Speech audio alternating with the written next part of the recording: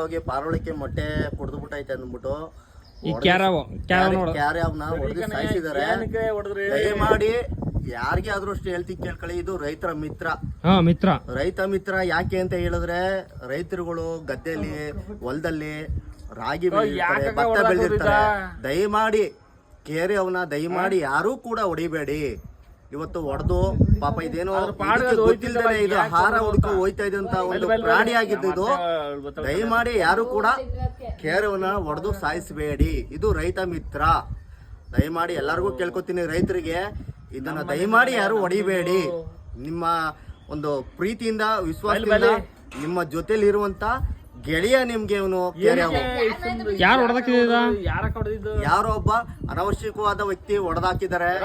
ದಯಮಾಡಿ ಯಾರು ಕೂಡ ಕೇರ್ಯಾವ್ನ ಹೊಡಿಬೇಡಿ. ಒಳ್ಳೆ ಉರಗ ತಜ್ಞರು ಇರ್ತಾರೆ, ಅವ್ರನ್ನ ಕರೆದು ಈ ಕೇರ್ಯಾವನ್ನ ಸೇಫ್ ಮಾಡುವಂತ ಕೆಲಸಗಳನ್ನ ಮಾಡಿ. ದಯಮಾಡಿ ಹೊಡೆದು ಸಾಯಿಸಿದ್ದಾರೆ. ಇದನ್ನ ದಯಮಾಡಿ ಕ್ಷಮಿಸಿ. ಇನ್ನು ಮುಂದೆ